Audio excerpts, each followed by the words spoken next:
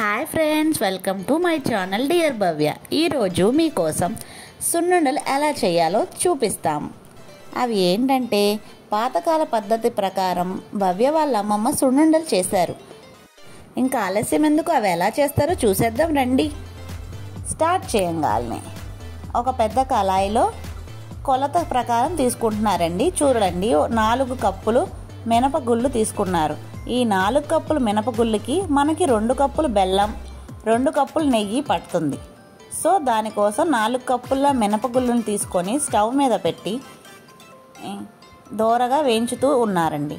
ఇది కాస్త ఆలస్యం పట్టిద్ది. పేషెన్స్తో అటు ఇటు తిప్పుతూనే ఉండాలి, లేకపోతే మాడిపోతే సున్నుండ కూడా టేస్ట్ మారిపోద్ది. సో అలా కాకుండా తిప్పుతూ ఉండాలి. అవి కొంచెం బాగా కాగిని అని కొంచెం కలర్ షేడ్ అవుతుంది. చూడండి, ఇలా కలర్ షేడ్ అయ్యేదాకా మనం తిప్పుతూ ఉండాలి. సౌండ్ను బట్టి కూడా తెలుస్తుంది. దీంట్లో ఒక 2 స్పూన్స్ రైస్ తీసుకున్నారు. స్టవ్ ఆఫ్ చేసేసి వేడి మీదే ఉంచితే అవి వేడైపోతాయండి. తర్వాత వీటిని ఒక ప్లేట్లోకి ట్రాన్స్ఫర్ చేసుకుంటే కొంచెం చల్లారనివ్వాలి. బాగా చల్లారిన తర్వాత మిక్సీలోకి ట్రాన్స్ఫర్ చేసుకోవాలి. చూడండి, చూపిస్తున్నాను. ఇలాగా పూర్తిగా చల్లారిపోయిన తర్వాత వీటిని ట్రాన్స్ఫర్ చేసుకోవాలి. ఈలోపు మనకి చెప్పాను కదండి, 2 కప్పులు బెల్లం తీసుకోవాలి. దానికి సరిపడే 2 కప్పులు నెయ్యిని తీసుకొని పక్కన పెట్టుకోండి.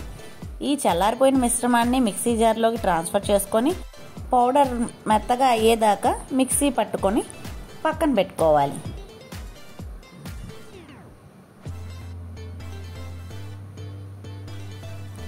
ఇదిగోండి, పౌడర్ ఈ విధంగా వస్తుంది. దీంట్లోకి మనం తీసుకున్న బెల్లాన్ని కూడా వేసుకొని బాగా మిక్స్ చేయాలి.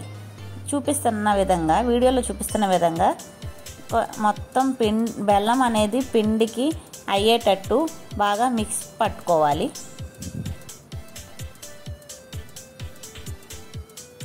దీనిని మళ్ళీ మిక్సీ జార్లోకి ట్రాన్స్ఫర్ చేసుకొని ఇంకోసారి మిక్సీ వేసుకోవాలి.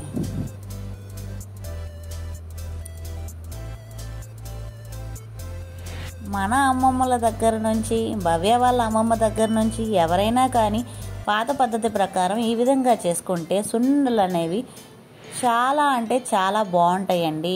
నెయ్యితో బెల్లంతో తింటే మనకి ఇది నడుము నొప్పి బాగా తగ్గుతుందండి.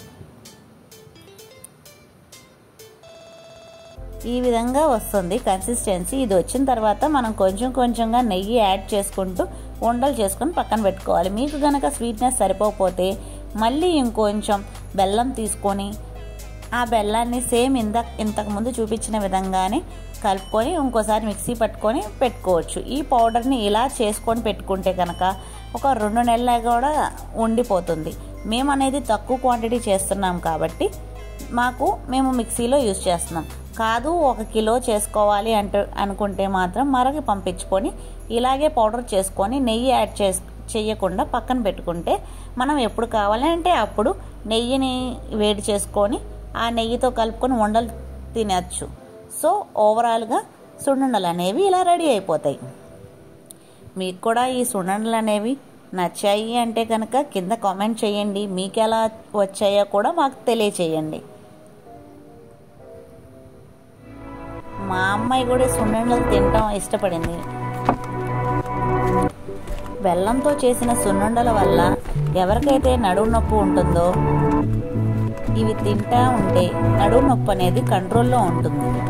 బలం కూడా.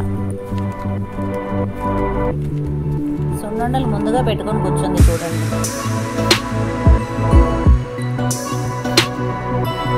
ఫైనల్గా మా సున్నుండలు అనేవి ఇలా రెడీ అయిపోయాయి. మీకు నచ్చినట్లయితే లైక్ చేయండి, షేర్ చేయండి, కామెంట్ చేయండి, అలాగే సబ్స్క్రైబ్ చేయండి మా డియర్ భవ్య ఛానల్ని.